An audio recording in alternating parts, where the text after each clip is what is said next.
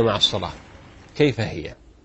الله، أحوالنا في الصلاة يا شيخ علي، الناس في داخل الصلاة كما ذكر ابن القيم على 5 أصناف.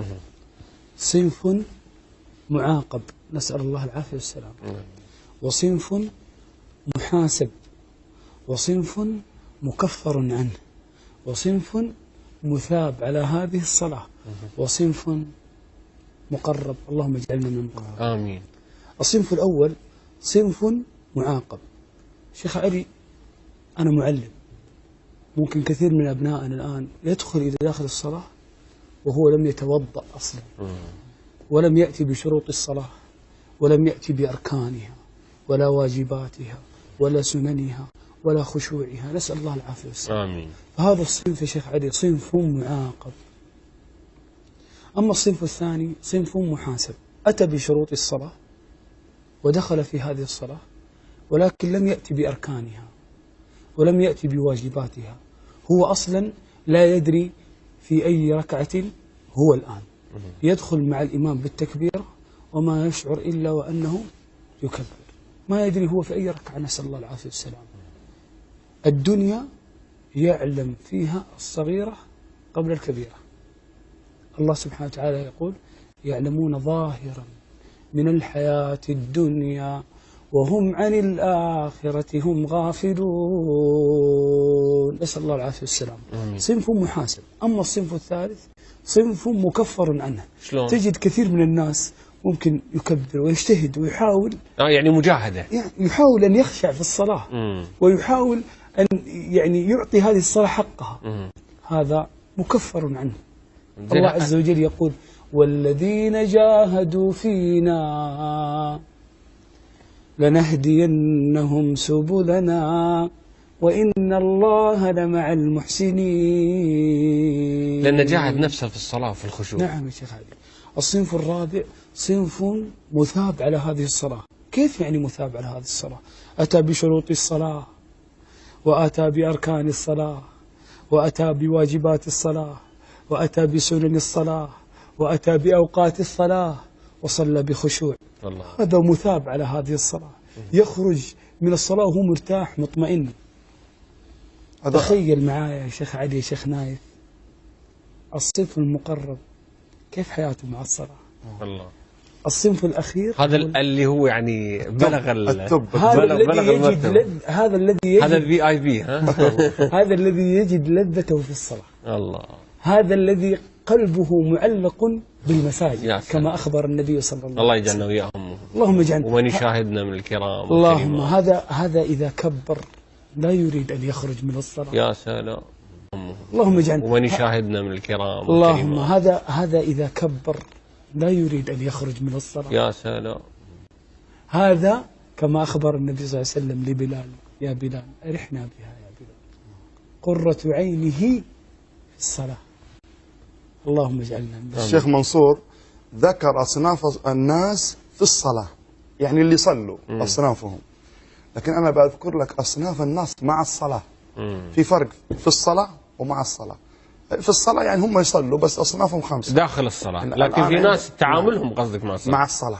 نعم. صنف أول إحنا ذكرنا اللي هم محافظين، معروف مصيرهم فين. الله. مصيرهم جنات النعيم، المحافظ على الصلاة. الصنف الثاني هو تارك الصلاة بالكلية، أجارنا الله وإياكم من هذا الصنف، ما يركعها. نعم. وهذا احنا كلنا والمشاهدين والمشاهدات نعرف ايش مصيره. تارك الصلاة بالكلية، العهد الذي بيننا وبينهم الصلاة، فمن تركها فقد كفر. نعم. شيخ نايف، الله عز وجل يقول: ما سلككم في سقر. الله. أول جرم يعترفون به وهم في النار: قالوا لم نك من المصلين. شو الصنف هذا؟ ما أحد عنده شك بأن تارك الصلاة بالكلية معروف مصيره. نعم.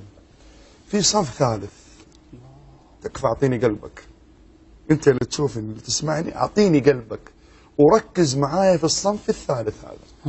هذا هو المنتشر، هذا هو يمكن تقريبا اللي الآن الطامة الكبرى حاصلة في مجتمعاتنا. هذا الصنف يصلي 5 صلوات في اليوم والليلة، ما تفوته ولا صلاة، لكن مصيره جهنم. أعوذ بالله. تخيل معايا يا شيخ علي، يصلي 5 صلوات في اليوم والليلة ومصيره النار. مو كلامي، كلام الله سبحانه وتعالى. من هو اللي يصلي ال5 الصلوات لكن تهاون بأمر واحد، إنه هذه الصلوات ال5 ما يصليها في وقتها. صلاة الفجر وهو رايح للدوام، هو رايح للمدرسة، هو رايح للجامعة. طيب إيش الدليل؟ أعطيني دليل. قال الله عز وجل: فخلف من بعدهم خلف أضاعوا الصلاة واتبعوا الشهوات فسوف يلقون غيا. غيا وادي في جهنم. يقول ابن مسعود رضي الله عنه وأرضاه: أضاعوا الصلاة والله ما تركوها ولكن أخروها عن وقتها. الله. قال الله عز وجل في سورة الماعون آية يحفظها الصغير قبل الكبير: فويل لمين؟ للمصلين الذين هم عن صلاتهم ساهون. ساهون هنا نقصد في السهو؟ السهو تضييعها، تأخيرها عن وقتها، عدم الخشوع، عدم الإتيان بها. يساهون معناها معانيها كثيرة جدا، لكن تأخير الصلاة عن وقتها جرم كبير وكبيرة من كبائر الذنوب، مهدد صاحبه بالنار إن لم يتب ويرجع إلى الله سبحانه وتعالى. بل الشيخ بن باز رحمه الله له فتوى في هذا المجال. سئل الشيخ رحمه الله عن الرجل يضع منبه الساعة على وقت الدوام ولا يضع على وقت صلاة الفجر، فقال الشيخ: إن تعمد إخراج الصلاة عن وقتها فقد كفر. نسأل الصلاة نسأل الله السلام. الأخ فيصل تفضل. السلام عليكم. عليكم السلام ورحمة الله. أرحب بضيوفك الكرام. أهلا وسهلا فيك. بس حبيت أنبه على شغلة جميلة. تفضل. من كرم الله عز وجل أن جعلنا نصلي 5 بأجر 50 صلاة. الله. الحمد لله. وهذا من كرم الله. الله. ومن كرمه أن في السجود والركوع تساقط الخطايا. نعم. بس حبيت أنبه على هذا. الله يعطيك العافية. شكرا أخوي فيصل. تحقيق ثمرات أو كيف ننال ثمرات الصلاة؟ والله أول شيء مجاهدة النفس والبعد عن الصوارف والشواغل والذنوب والمعاصي، لأن هي تأثر. إن الصلاة تنهى عن الفحشاء والمنكر، والفحشاء والمنكر تزيل الخشوع من قلب من الصلاة. وأيضا كثرة الدعاء، وقلنا التبكير والإتيان بسنن الصلاة. وأيضا في حديث قدسي عظيم ذكر لي الشيخ منصور البارح، اللي هو حديث قول الله عز وجل: قسمت الصلاة بيني وبين عبدي نصفين. الإنسان يستشعر أنه واقف أمام الله عز وجل، وأنه يناجي الله، وأنه يكلم الله سبحانه وتعالى في هذه الصلاة. نعم. حينما يصلي يقول: الحمد لله رب العالمين. يقول الله عز وجل. كان لك رسالة عن قضية المهموم والمشغول يا شيخ علي، الصلاة اليوم احنا نسمع في عبر قنوات التواصل الاجتماعي اليوم في خسوف. إذا جاء خسوف للشمس إيش يصير؟ نعم. يصلوا. نلجأ إلى الصلاة. إذا جاء خسوف صلاة، إذا جاء قحط وجدب صلاة.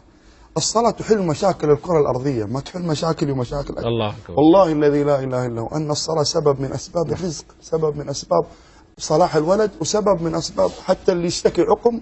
والله بإذن الله في الصلاة ربي يرزق. نختم في سبحان الله. يعني الله عز وجل يقول عن زكريا عندما دخل على مريم: كلما دخل عليها زكريا المحراب. محراب مكان الصلاة.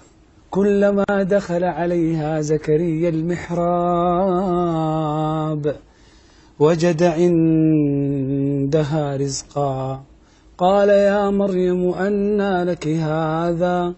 قالت: هو من عند الله، إن الله يرزق من يشاء بغير حساب. زكريا عرف الحل، كان يشتكي يبغى ولد، يعني عقيم، وزوجته كذلك. هنالك دعا زكريا ربه قال: رب هب لي من لدنك ذرية طيبة إنك سميع الدعاء. فنادته الملائكة وهو قائم يصلي في المحراب أن الله يبشرك بيحيى مصدقا بكلمة من الله وسيدا وحصورا ونبيا من الصالحين. أنا لم يتبقى لي إلا أن أتقدم لكم بالشكر الجزيل، وأنا أعتذر تماما منكم وعن الوقت. كان ودنا أكثر وأكثر، لأن في محاور، وحتى كيف الإنسان يقرأ الحمد لله رب العالمين ويناجي الله عز وجل لكن أنا أعتذر منكم وأعتذر المشاهدين الذين لم نستطيع أن نلملم الموضوع أكثر وأكثر بسبب ضيق الوقت، لكن نسأل الله عز وجل أن يعيننا وإياكم على أن